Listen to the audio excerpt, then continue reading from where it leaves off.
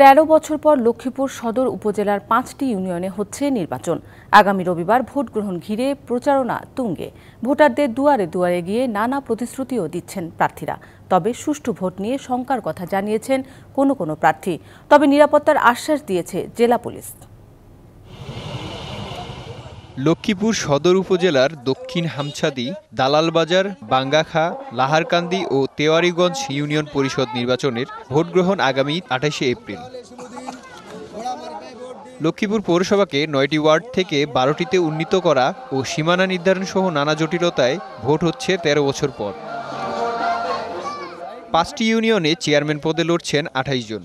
এছাড়া 45টি সাধারণ সদস্য ও 15টি সংরক্ষিত নারী সদস্য পদে প্রতিদ্বন্দ্বিতা করছেন 290 জন। এদিকে দিনরাত প্রচারণায় ব্যস্ত সময় কাটাচ্ছেন প্রার্থীরা। ভোটারদের বাড়ি বাড়ি গিয়ে উন্নয়নের আশ্বাস।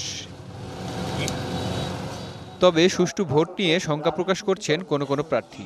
নির্বাচনী অফিসে আমাদের শঙ্কা আছে, যেহেতু জনমনে একটা মানুষ সবাই একটা আতঙ্কগ্রস্ত বলতেছে যে নির্বাচনকে প্রভাবিত করে বা তারা অন্যভাবে কিভাবে জানি তারা ডিক্লারেশন দিয়া তারা চেয়ারম্যান হয়ে যাবে এরকম একটা প্রপাগান্ডা তারা গ্রামে ছড়াইতেছে। মানুষের মধ্যে হতাশা কাজ করে।